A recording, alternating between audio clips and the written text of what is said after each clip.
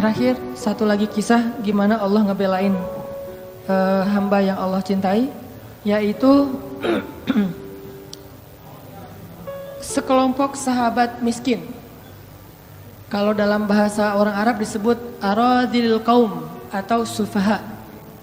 Wa idza qila lahum aminu kama amanan nas qalu anu'minu kama amanas sufaha. Sufaha. Apa itu sufaha? Orang miskin, orang biasa, budak, orang yang tidak punya pengaruh di kota Mekah. Nabi lagi nongkrong nih sama orang miskin. Di antaranya ada Bilal, ada Khabbab. Tahu Khabbab? Khabbab itu sahabat Nabi yang dibakar hidup-hidup sambil dijadikan kayak kambing guling gitu. Kayak kebab. Itu Khabbab tuh. Mungkin dari situ awal kata ininya dibakar hidup-hidup sampai nanah atau lendir dari kulit Khabbab itu memadamkan api membakarnya. Ini Khabbab. Ketika dia udah di masa Umar suruh Khabbab untuk buka baju dan Umar mengatakan saya belum pernah ngelihat ada orang yang tatonya lebih banyak daripada Khabbab. Tatoan. Tato bekas apa? Bekas dibakar.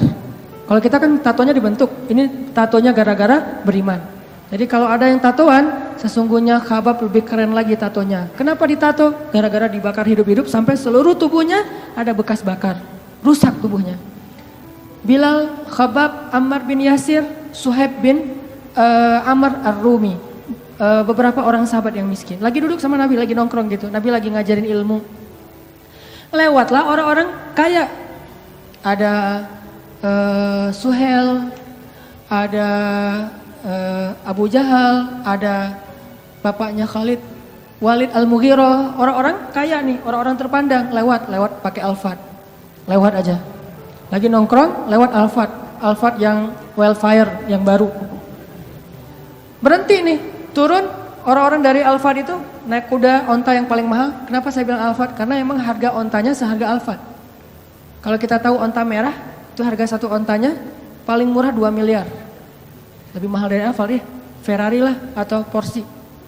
Mobilnya, mobil yang kelas udah keren banget. Turun nih mereka dari onta-onta merah yang mahal-mahal, yang gaya-gaya gitu turun. Ngelihat Nabi lagi nongkrong sama sahabat-sahabat miskin, mereka mengatakan, ya Muhammad, gimana kami akan beriman kalau setelah beriman nanti kami disuruh duduk bareng dengan orang-orang kayak mereka. Gak bakalan, gak level kata mereka. Terus apa mau kalian? Kalau kamu pengen kami beriman, coba kamu pisahkan tongkrongan kamu dengan kami, dengan kamu dengan mereka. Pokoknya kami gak mau nongkrong bareng sama mereka. Bisa gak? Kata Nabi, bisa. Asal mereka mau duduk mendengarkan ceramah Nabi, nasihat dakwah. Akhirnya mereka pun duduk. Nabi mengatakan ke sahabat-sahabat yang miskin, kalian boleh minggir dulu gak? Ke pojok sana, saya pengen ngobrol dulu sama mereka. Gitu coba. Apakah Nabi mengusir atau menghina mereka? Enggak. Nabi hanya berpikir ini kesempatan penting nih. Orang-orang yang berpengaruh mau dengar dakwah Nabi. Kapan lagi nih? Nah Nabi ngomong baik-baik. Boleh enggak kalian duduk sebelah sana? Mereka pun mengatakan iya ya Rasulullah. Tapi mereka sedih. Digituin sama Nabi. Walaupun Nabi enggak punya niat untuk nyakitin mereka. Tapi mereka sedih. Ya udah dah. Dah kita mah apa atuh gitu ya. Nah, mojok. Pas lagi mojok gitu turun ayat. Salah satunya itu ada di dalam surat Al-An'am ayat 52. Nanti teman-teman bisa baca di rumah. Surat Al-An'am ayat 52. Janganlah kamu mengusir orang-orang yang menyembah Allah, yang solih, yang taat kepada Allah hanya gara-gara ingin mengambil hati orang-orang yang sombong.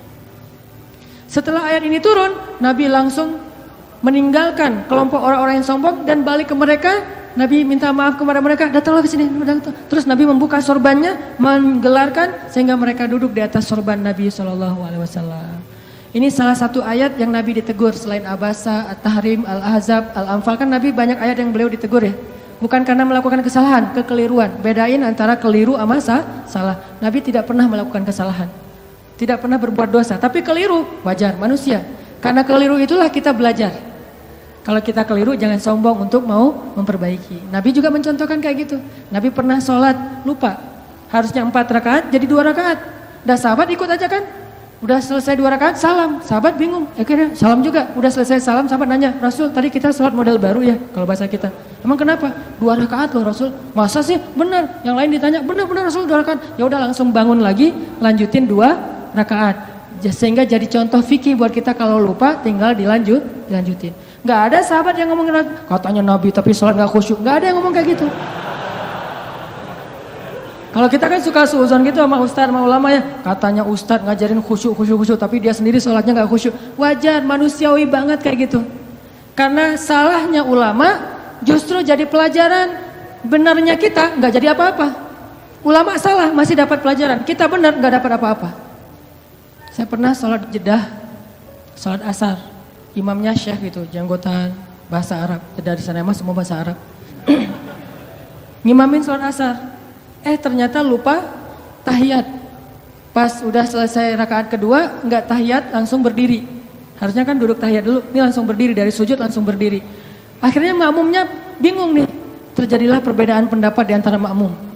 Ada mazhab yang tetap duduk, ada yang mazhab yang ikut berdiri. Bingung kita, oh kamu berdiri, gua duduk aja deh. Gitu. Dalam sholat jadi pada bingung. Akhirnya pada ada yang subhanallah, gitu-gituin. Imamnya anteng gue nggak duduk, berdiri tetap. Akhirnya yang duduk juga jadi karena imamnya kekeh nggak mau duduk, akhirnya mereka berdiri. Selesai sholat rame nih, makmum kayak kepedean gitu, merasa lebih khusyuk dari imam kan. Syekh, tadi sholatnya kayaknya kita kurang tadi tuh tahiyat, masa saya nggak ingat, udah ditasbihin nggak ingat juga. Kata Syekh, saya ingat. Cuman ketika kalian bertasbih mengingatkan saya udah sempurna berdiri. Berdiri itu rukun sholat, duduk itu sunnahnya. Tidak boleh rukun, itu yang rukun dikalahkan oleh yang sunnah mengalahkan yang rukun. Kalau saya udah sempurna berdiri, nggak boleh duduk lagi. Kecuali saya baru setengah berdiri, kalian mengatakan subhanallah, saya akan duduk. Oh gitu Syekh, maaf ya Syekh. Ternyata salahnya ulama, pelajaran buat kita. Kita udah benar, nggak jadi apa-apa sama orang lain. Gitu kan ya? Nabi juga pernah melakukan kekeliruan. Dan banyak ayat yang menegur Nabi, termasuk ayat ini. Kenapa mereka semua dibela oleh Allah? Tadi ada Hafsah, siapa lagi tadi di awal? Ada Ali, ada Khawlah, ada Aisyah, ada Bilal dan teman-temannya.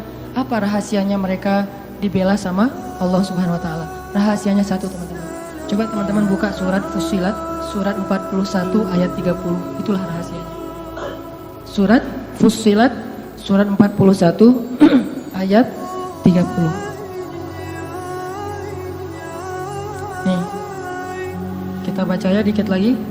Surat Fussilat surat 41 ayat 30. Bismillahirrahmanirrahim. Innal ladzina qalu rabbuna Allahu thumma istaqamu tatanazzalu alaihimul malaikatu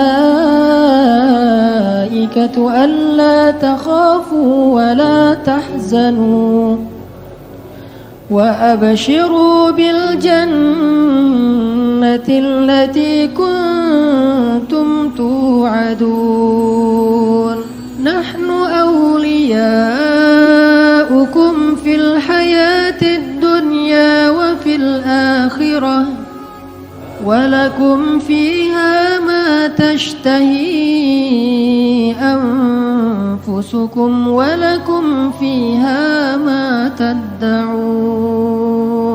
Sesungguhnya orang-orang yang berkata Rabb kami adalah Allah, kemudian mereka berkomitmen istiqamah, maka turunlah kepada mereka malaikat-malaikat secara berbondong-bondong dan mengatakan, janganlah kalian takut, janganlah kalian khawatir, bergembiralah dengan surga yang telah dipersiapkan untuk kalian semua. Kami adalah pelindung-pelindung bagi kalian dalam kehidupan dunia dan dalam kehidupan akhirat. Di sana, di dalam surga, ada hal-hal yang kalian sukai, dan di sana juga ada apapun yang kalian minta. Ini rahasianya. Istiqomah. Arti istiqomah, satu komitmen, dua konsisten. Sehingga kata Allah, tatanazzalu alaihimul malaikah. Sebagaimana Jibril turun untuk ngebelain Hafsah. Tatanazzalu alaihimul malaikah. Sebagaimana Jibril turun membawa wahyu untuk Aisyah. 2 kali, 1 ayat tayamum, 2 2 ayat untuk membela fitnah terhadap Aisyah.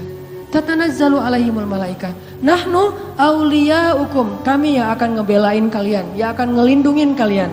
Siapa kami? Allah Subhanahu wa taala yang kemudian menyuruh para malaikat untuk ikut serta membela dan melindungi orang-orang yang Allah bela. Siapa mereka? Orang yang istiqomah. Makanya terus aja on the track, jangan sampai kita melenceng. Kalau terlanjur melenceng, langsung balik lagi. Melenceng langsung balik lagi, cara baliknya dengan taubah dan istighfar. Hijrah. Kalau kita istiqomah, nanti suatu saat setelah istiqomah kita diakui oleh Allah, disahkan, Allah udah ridho, oh ternyata benar kamu istiqomah, maka Allah Subhanahu wa taala yang akan membela kita, bukan manusia. Allah sendiri yang bakal ngebelain kita.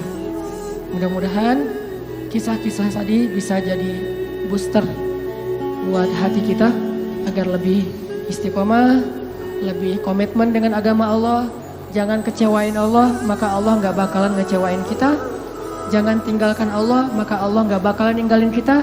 Jangan cuekin Allah, maka Allah juga gak akan nyuekin kita. Aku tergantung prasangka hambaku kepadaku. Barakallahu li wa lakum. Wassalamualaikum warahmatullahi wabarakatuh.